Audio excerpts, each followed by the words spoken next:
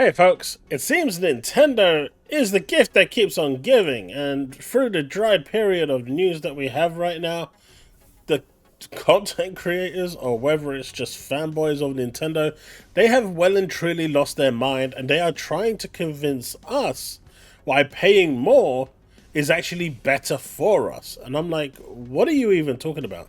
Now, I saw this video on Astro Cyborg's X page where he quote tweeted it, and for good reason as well. It's called Nintendo Switch 2 Hate Needs to Stop. You paid the same for Mario Kart 8 on Switch 1. Now, this video I was going to react to, but I'm going to summarize it in probably the next 3-4 minutes and call the video there, because it ain't worth it. The bottom line is, all he's saying here is inflation. I mean, the dude opens up the whole actual video with inflation and then tries to push this as some gotcha moment, when the reality is our salaries or wages and the cost of living has increased so much that this inflation doesn't make sense. Then the next argument is, well, you used to pay $150 for Nintendo carts. Well, those were cartridges. The manufacturing was more expensive.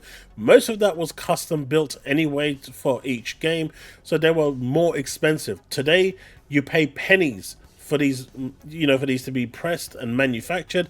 It's not the same. The production cost of these is way lower. Plus, these are Nintendo games, and we all know that they're not going to cost the same as, say, a Spider-Man or a Last of Us or a Halo. It's just not going to be in the same ballpark, right? That's a fact. So this whole argument that he's trying to put through here, that, oh, in 2020, the price you paid, and he actually does literally go into quite a bit of depth. 2020, you were paying the same. No, I'm not paying the same. In 2020, I was paying like what, $60?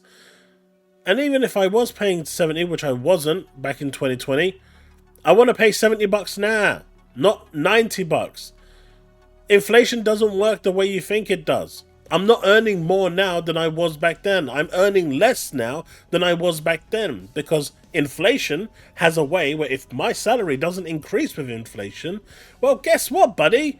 I'm actually earning less. So those developers are also earning less. So where is this, who is this benefiting outside of Nintendo? Like, all this shilling is for a multi-billion-pound company? There's no consideration here for the consumers? I mean, I get the whole shilling for the platform you like and stuff, but this is desperate.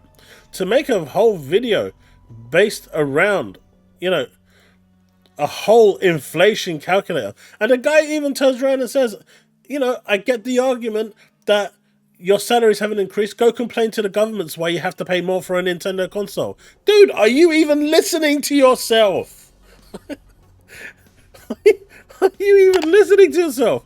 This video for 11 minutes that I watched was, I mean, it had its entertaining moments, right? He's even trying to do some weird reverse psychology here, where if he reversed the years and said if you're paying what you're paying now, what you paid back then, you're actually paying less. No, buddy. My salary hasn't increased in about 4 years, so guess what? I'm still paying the same amount of money, I'm just earning less. So I'm paying more. Even now I'm paying more because of inflation. I'm earning less. Where are these guys getting this from? Like, I get that corporate shilling, right? But this is going crazy. Now, if he was arguing about the console price, to a certain degree, I think that, £390 for the console is about right.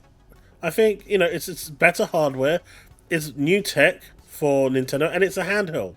So it increasing by $100, I can possibly say okay.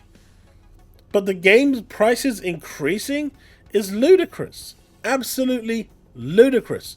No way. And he spent 11 minutes trying to defend this whole situation and still going back to the inflation calculator?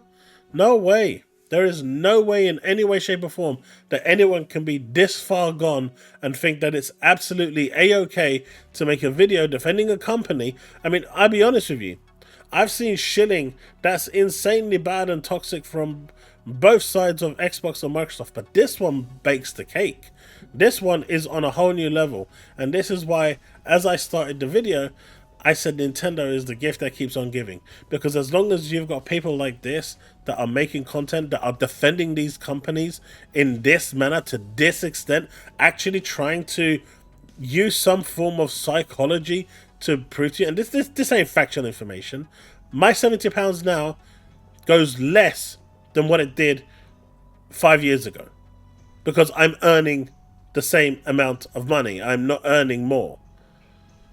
And if my salary isn't increasing, I'm earning less.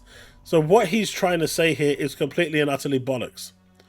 And the whole Nintendo argument from 1993, where we used to pay more for games because they were on cartridges, that's no longer an issue either, for two reasons. One, we don't use cartridges anymore, and the carts that are used for the Switch are dirt cheap, nowhere near in comparison. And number two, we have much greater sales volumes. Back in those days, you used to sell what? 1 million would have been like a milestone. Nowadays, selling 1 million is nothing. Square Enix sells 3 million copies on one platform and it's deemed a failure. Let that sink in. So, no. You've got companies, you've got studios selling 20 million, 30 million copies. And at the end of the day, I go back to the original point. There's no way you're going to tell me that they need to increase this price when Mario Kart 8 sold 70 million copies. There's no way you're going to tell me. That game earned over $4 billion.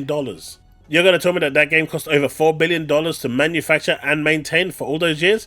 Get out of here. No way. That's the video. Peace out, folks.